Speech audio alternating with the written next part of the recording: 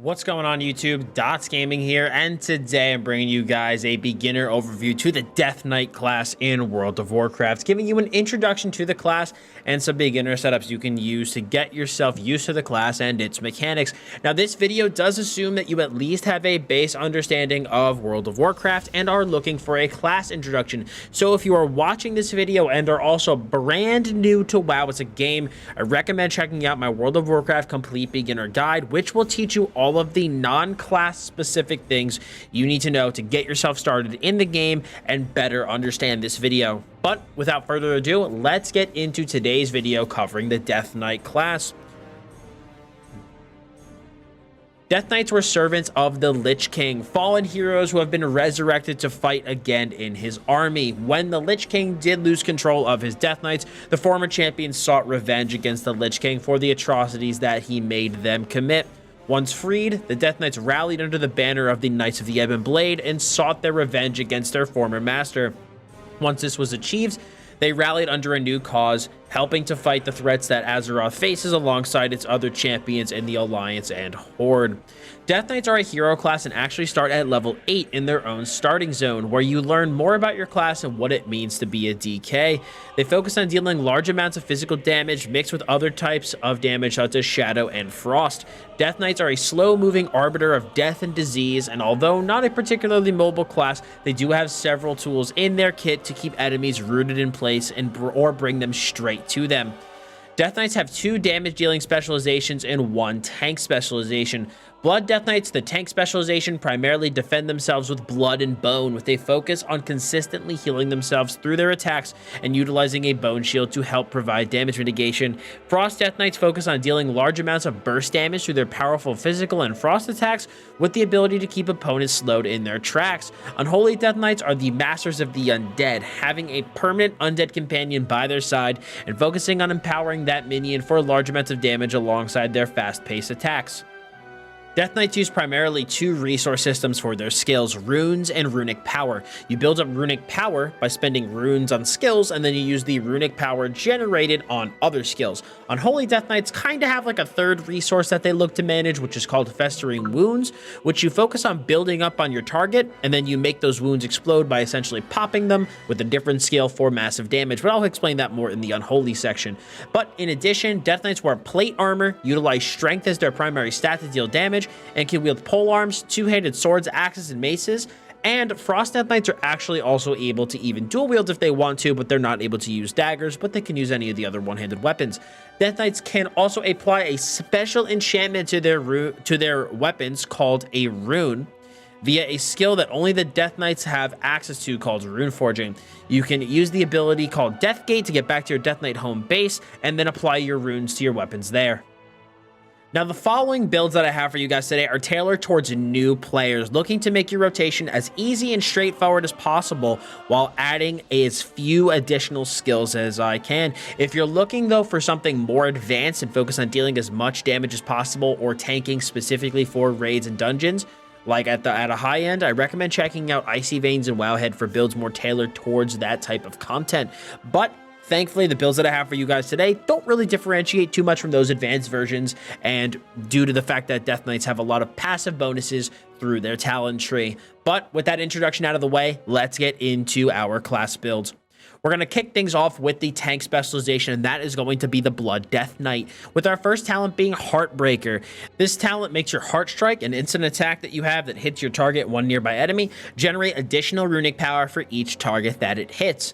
Our second talent is going to be Homeostasis, which adds a synchronization between your Blood Boil, which is an AoE damage dealing skill that applies a disease damage over time skill to your enemies, and Death Strike, which is your primary self-heal and runic power spender, by making each enemy hit by Blood Boil increase the damage and healing of Death Strike. This effect can stack up to 5 times, so up to 5 enemies hit, with each stack increasing that damage and healing by 8%. So it has a really good synergy between Blood Boil and Death Strike. Our third talent is going to be Relish in Blood. Now, this talent increases the potency of one of your passives, Crimson Scourge. Now, this passive gives you a chance to reset the cooldown on Death and Decay, which is an AoE ground effect that makes your Heart Strike basically hit more opponents, and it also makes that next Death and Decay free. Now, The talent makes it so that whenever you do get that proc and actually use it, you immediately gain runic power and you get a small heal. So it basically just makes that proc that you get from Crimson Scourge a bit more powerful.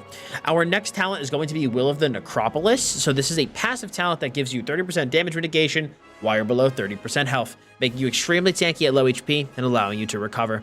Our fifth talent is going to be Grip of the Dead. Now this talent reduces the movement speed of enemies in your Death and Decay, the skill I just mentioned not too long ago, by 90%, but this does decay at 10% per second, but it still allows you to really hold enemies in their place and make it easier for you to group them up.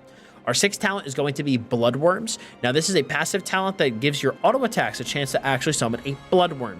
Now, these Bloodworms deal a minor amount of damage for 15 seconds, but when they explode, they heal you for 15% of your missing HP.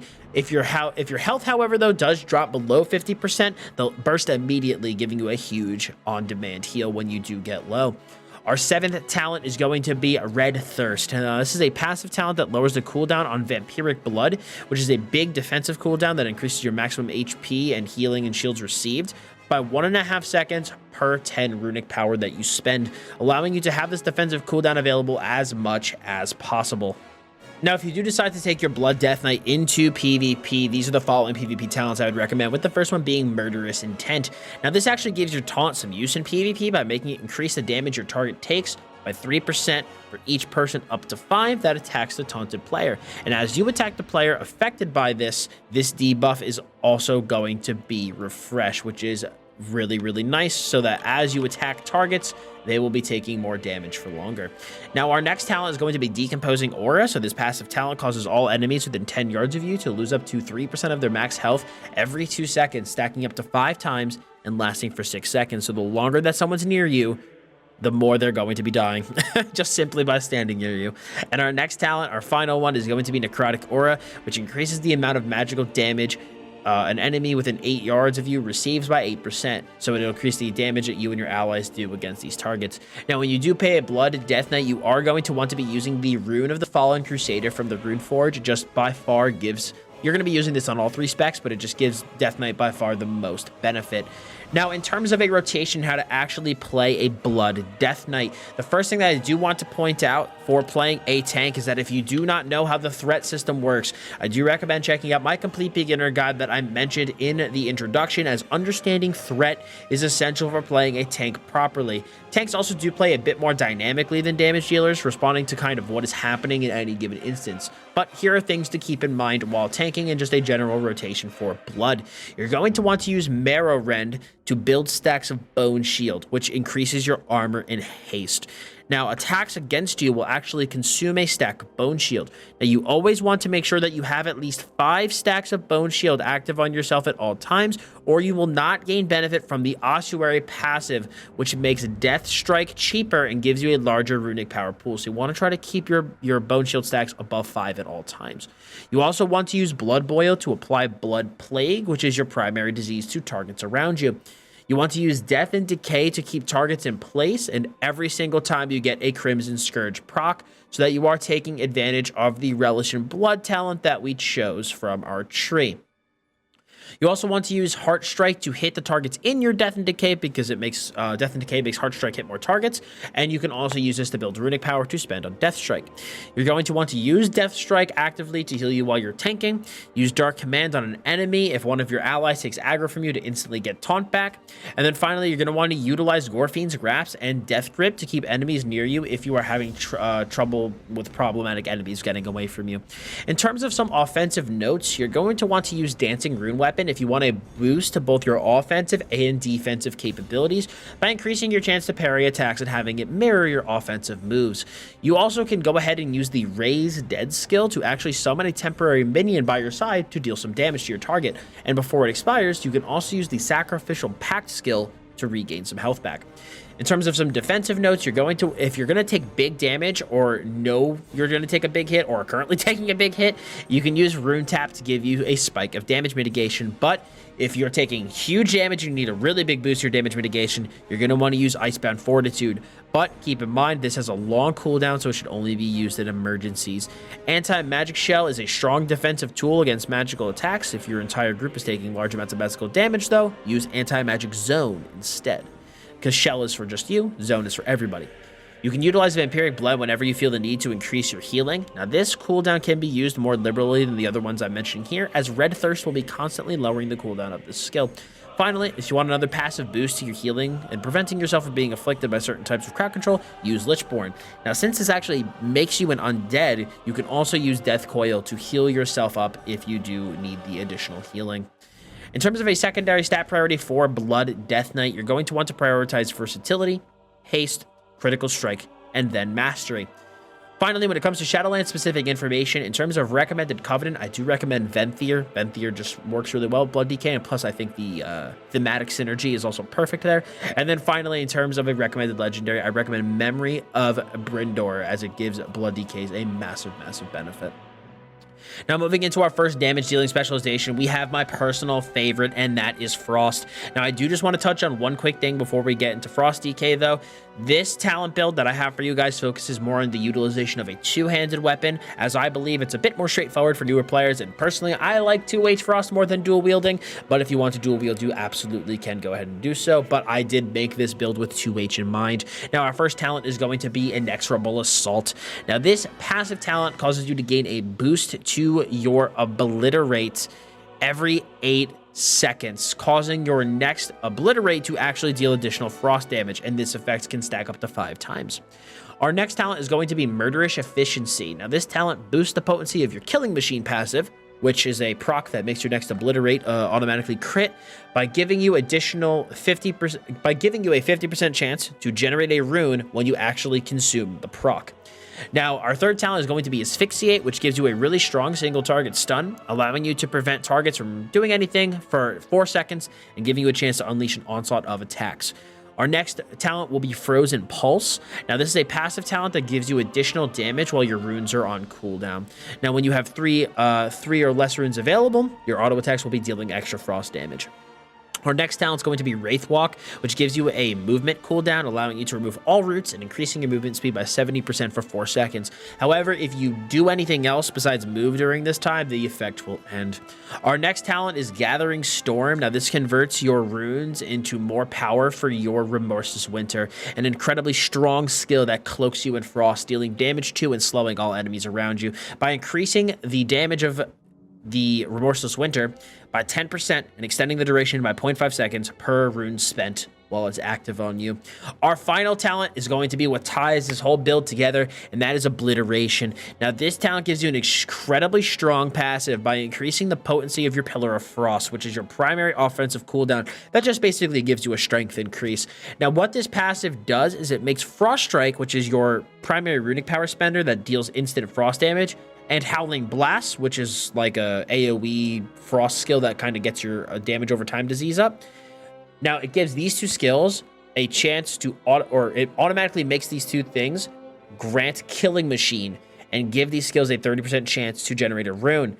Now, this combines extremely well with Murderous Efficiency, which further boosts the potency of Killing Machine, making you even more of a Killing Machine, pun intended, while your burst cooldown is active. So basically, like I said, the Howling Blast and Frost Strike will give you those Killing Machine procs. The Killing Machine procs are then further augmented by Murderous Efficiency, so you're just getting tons of runes back, dealing tons of big critical damage. It's just a really, really strong cooldown.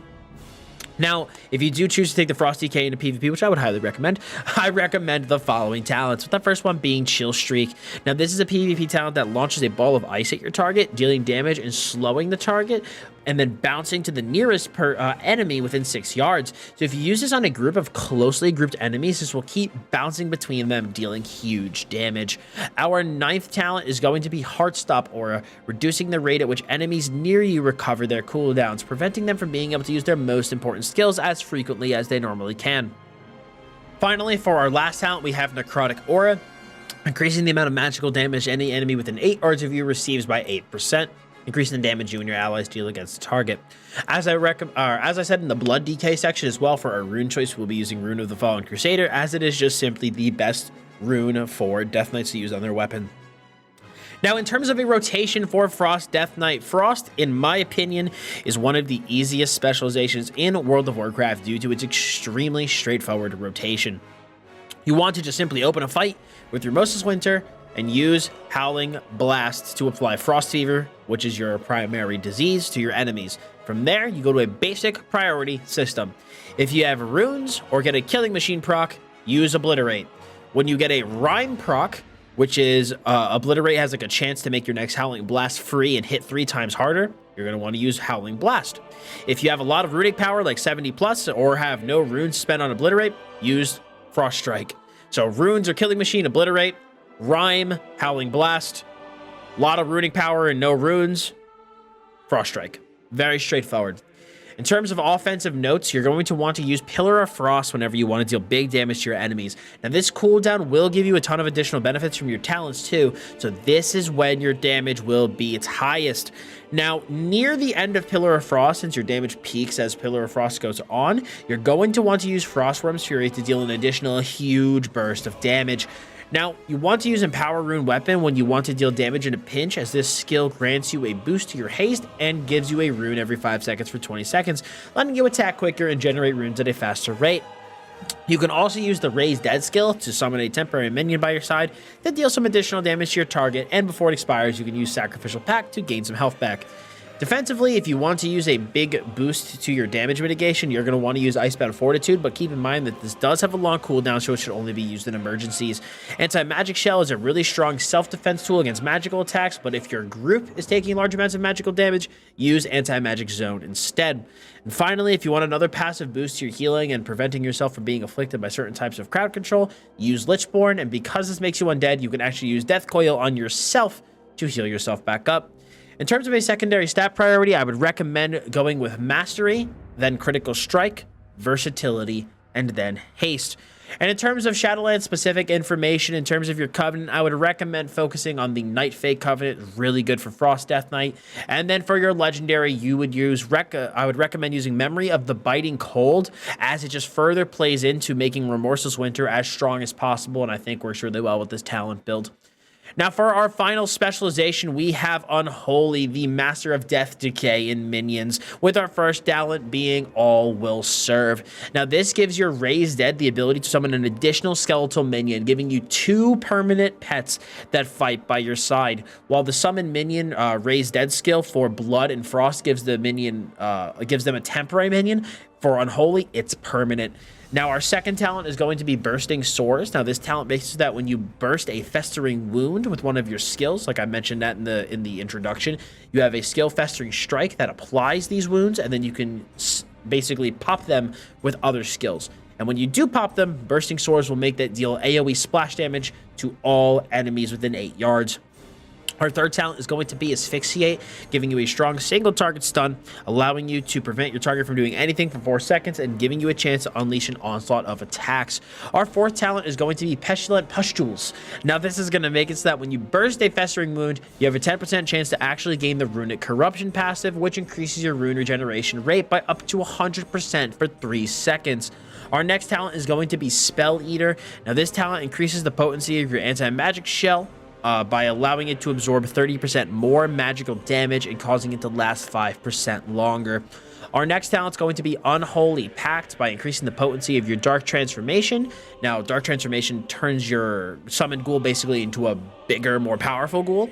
And what Unholy Pact does is that during this transformation, you actually increase your strength by 5% while the ghoul stays transformed, and you create a line of flame between you and your pet, causing all enemies to take shadow damage over time if they stand between you two. The next talent is going to be Unholy Assault. Now, this gives you a really strong burst cooldown, which makes you strike your target for shadow damage and instantly apply 4 Festering Wounds. On top of that, you also gain 20% haste, which makes you attack and recover your resources faster for 12 seconds.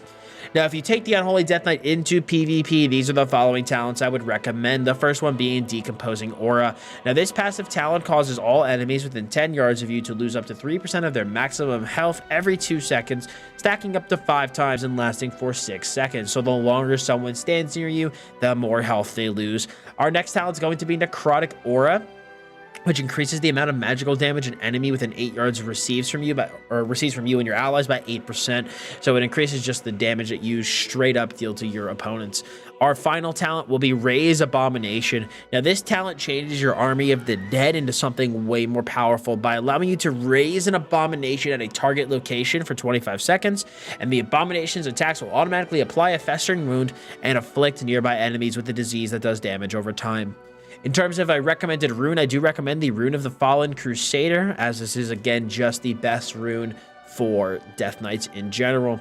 Now, in terms of a rotation for Unholy DK, as you walk into a fight, you're going to want to use Outbreak to apply your Virulent Plague Disease to your target and enemies near it. From there, you're going to want to use Dark Transformation to make your ghoul more powerful, and then use your Festering Strike to build up wounds. From there, just use Scourge Strike to pop them. When you hit 0 wounds, repeat the process, using Festering Strike to apply wounds, and Scourge Strike to pop them. As your runic power starts to get higher and getting towards like 75 to 80, you're going to want to start spending runic power on Death Coil if fighting one target, or Epidemic if fighting multiple, or if you just simply don't have any runes to spend and you have runic power to spend, use Death Coil or Epidemic. You're also going to want to use these every time you get a proc of Sudden Doom, which is a passive that gives your attacks a chance to make your next Death Coil or Epidemic free by costing no runic power. Now, if you're fighting multiple targets, you want to be sure to lay down that Death and Decay, as it will make your Scourge Strike hit additional enemies near your target. And I think I said this, but I just want to reiterate. You're going to want to use Death Coil on one target and Epidemic on multiple targets. Finally, in terms of offensive notes, when you want to deal a big burst of damage, you actually want to build up your Festering Wounds to 4 using Unholy Assault and then hit Apocalypse. This will pop all 4 of the wounds at once and then summon a ghoul for each wound pop for 15 seconds, giving you on top of a massive haste buff from Unholy Assault. So you just get a lot of benefits from combining these two skills together. When you enter into a big boss fight, you want to do massive initial damage. You're going to want to use Army of the Dead, which will summon a legion of minions to fight by your side. Now, defensively, if you do need a big boost to your damage mitigation, use Icebound Fortitude, but just keep in mind this does have a long cooldown, so it should be used in emergencies only. We have Anti-Magic Shell to give us some strong magical defense, but if your entire group is taking magical damage, use Anti-Magic Zone instead. Finally, if you want another passive boost to your healing and preventing yourself from being afflicted by certain types of crowd control, use Lichborn, since this makes you undead. And you can also actually use Death Coil on yourself as well. In terms of a secondary stat priority, I recommend using Mastery as your main secondary stat, followed by Haste, and then Critical Strike is about as equal as Versatility. In terms of some Shadowlands specific information, I recommend Necrolord for your Covenant, and use Memory of a Frenzied Monstrosity for your Legendary to just further empower that ghoul that you have. But guys, on that note, that is going to be it for me today on the Death Knight class in World of Warcraft. Hopefully you found this video helpful, and if you did, I would appreciate it if you smacked a like on it. If you have any questions about your Death Knight, feel free to leave a comment below. And guys, if you do want to see a written version of this build, or the rotation, anything about it, you can feel free to check out the written version over on my website, dotsgaming.com, and you can find that link in the description below. So if you guys also did enjoy this, feel free to hit the sub button as well as hit the bell to keep the notifications on, so you always are aware of what I'm doing here on my YouTube channel. So thank you guys so much for stopping by. I very much appreciate it. As always, I am Dots Gaming, and I'll see you all in the next one.